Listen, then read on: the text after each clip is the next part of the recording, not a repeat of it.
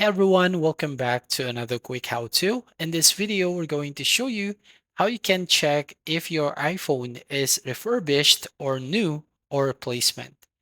So to do that, you just need to open up your settings and then here on settings, go to general. So here on general, go to about right there at the top. Now from here, we're going to look at the model number. So if the first letter here is letter M, meaning this is retailed directly from Apple. So this is brand new phone, which is originally purchased from Apple.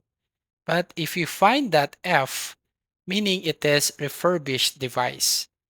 If you find that letter N, meaning replacement device provided by Apple due to service request.